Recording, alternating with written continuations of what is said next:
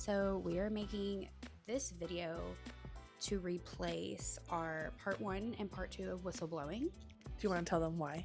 I'll let you explain it. We got a phone call last week. Basically, call our place of work. And so, we had to we've already talked to whoever we need to talk to and squash that, right? Okay. So we're just remaking, like I said, part 1 and part 2 because of that.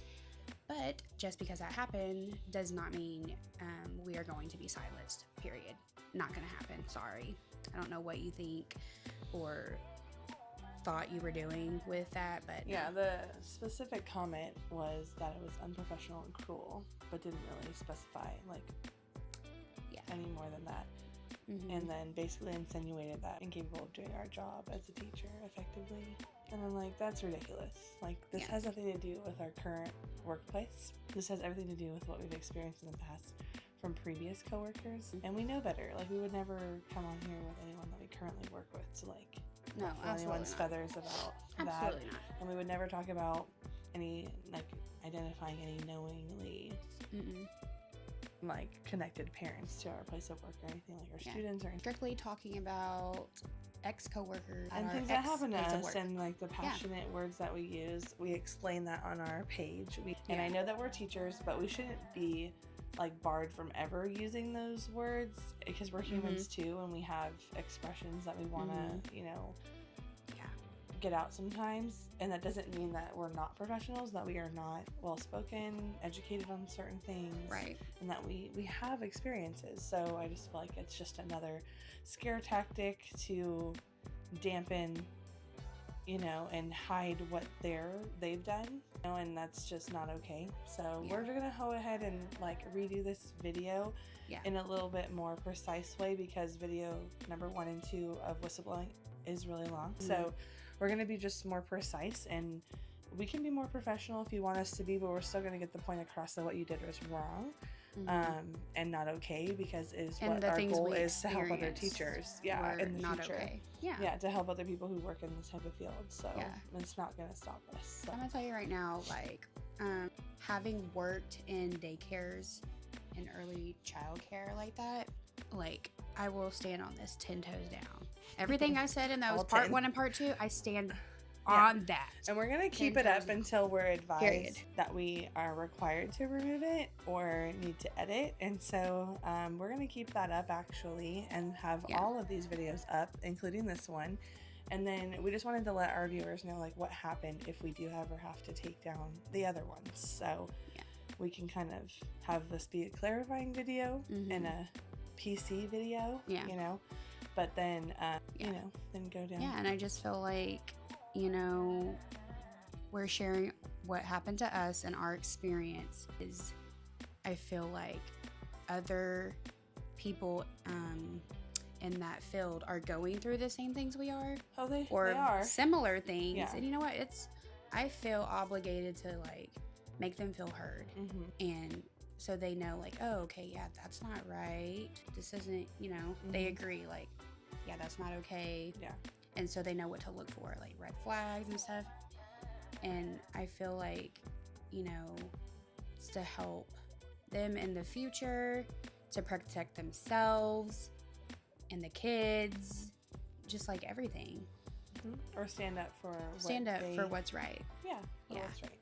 So that's what we're going to do now. So basically, our first video was talking about responding to, I think, no, that's the second video, was responding to the Facebook post. The first one was just explaining how we were wronged. So I think in order to make this video more concise and easy to digest and watch, is explain quickly and briefly about the start of when we started working at our previous workplace all the way through our ending of that place. So, and it is Goddard, and it is in the city of Rockwell.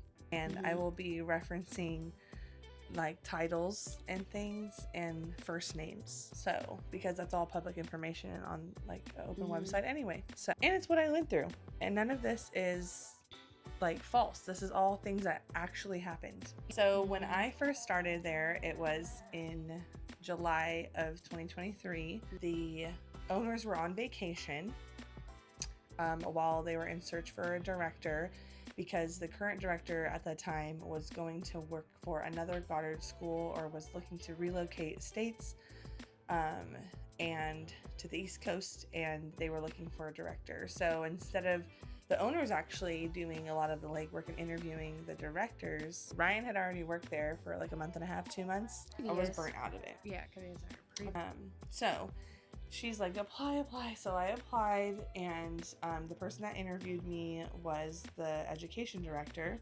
Her name is Kate. And the other director, Ashley, I think interviewed me a little shortly after. She was like a part of the interview a little bit, came in at the end. And I didn't hear back from the owners until they were like boiling down to their decision of like who between me and someone else. And then it was over a phone call. So they talked to me over the phone. They did ask me extensive questions. I was on visiting my grandparents at the time, and because my grandpa was ill, so I went out there to go see them. And I remember going through the whole interview with them, and then they hired me or offered me the position while I was out of town, and they were out of town as well. And then I met them after pretty much it was a done deal at Standard Service in Heath. And then from there, you know, I explicitly told them like my boundaries and how burnt I was from my other job of owners not being there for me, always kind of having a selfish agenda. And I said, I will bend over backwards for your school. I just need partnership. I need someone to show me. And they giggled in like a condescending laugh, like, ha ha ha, be careful what you wish for. And I said, well, at least I can manage someone who's like there all the time. Right. And wanting it their way and being headstrong about it, because at least they're physically there. And so I dealt with her and her behavior of micromanaging and overbearing attitudes. I didn't like the disrespect that she showed other employees. That wasn't okay.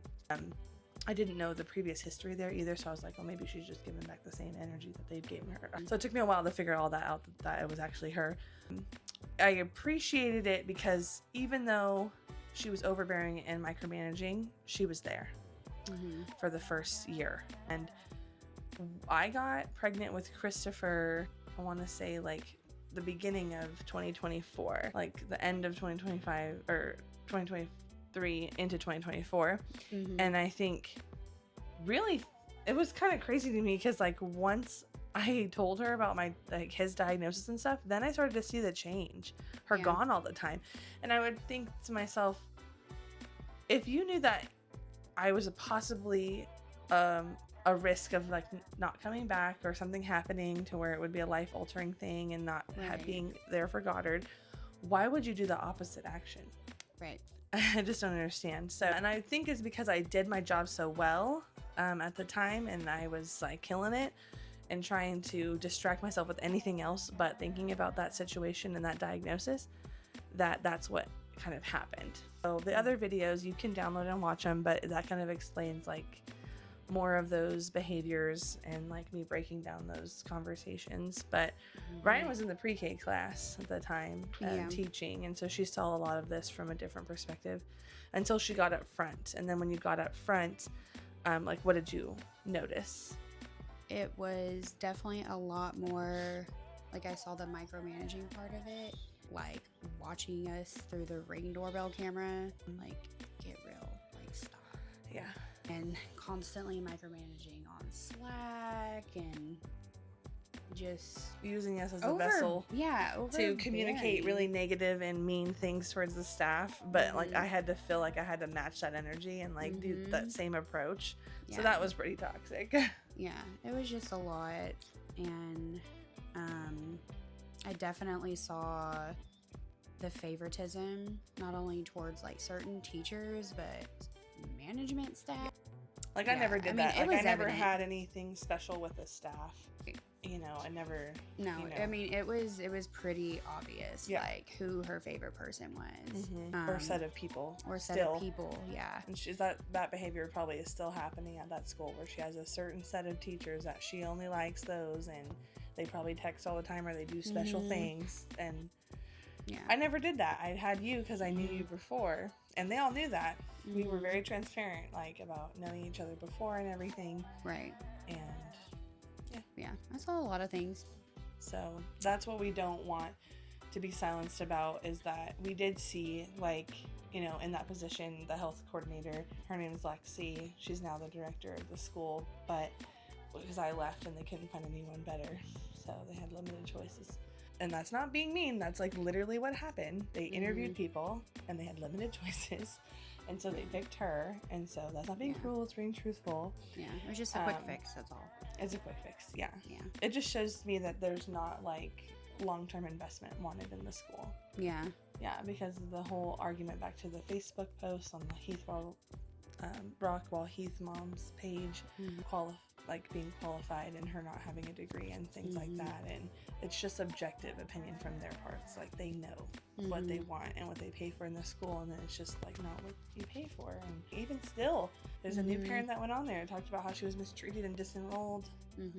And then there's people that we don't even know because they're under anonymous names going on there and like defending us. I just think that's funny how they like are going on there and stuff. Some defending us, and then some are like, well, I don't want to be featured in a future podcast. Yeah, there was this one girl that put her name under like, well, guess what? Talkative Turtle, and was like, well, and again, making it personal towards me. Like nothing I've ever said is not true. Like if Lexi were to go on there and share her experience and say Amanda was a sad woman, Amanda was this or that, or do those types of language, I feel like she has every kind of right to say that, because even though it's a differing opinion than mine, she lived it with me. She lived in that experience. For a third party mom to go on here and try to defend her friend and say those like really hurtful and rude things, and it's probably the one that tried to report us to our job. Pretty sure. Is my assumption. Just for retaliation. Well, and to attack this lady and this lady's child, like, just stop. That's so disgusting. Other mom who didn't do anonymous, she showed her real face and her name, went on there and said, this is really gross behavior. Like, please stop. And I had every right on my number 2 video, the Whistleblowing 2 video, to talk about the Disney exchange for like the transactional relationship with the Disney exchange for favoritism of their child, because that is true. I saw it happen, and that is something that, you know, going into this video that we're going to call out that kind of stuff.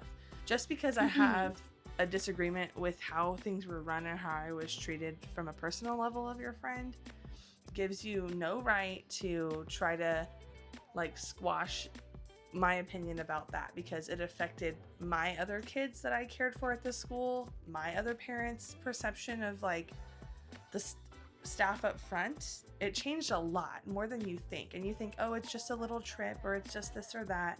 It was on a bigger impact than you just disagreeing with me and calling me a sad woman, or calling me like names on Facebook and bullying me. It's like, because that is stuff that's not based on fact. That's just opinion. The things that I'm sharing that you're mad about and that you're trying to like squash online or squash in my professional and personal life, it just doesn't make any sense. It's all just to cover up the fact that you did something transactional in a relationship. And all the parents, like, shame on you.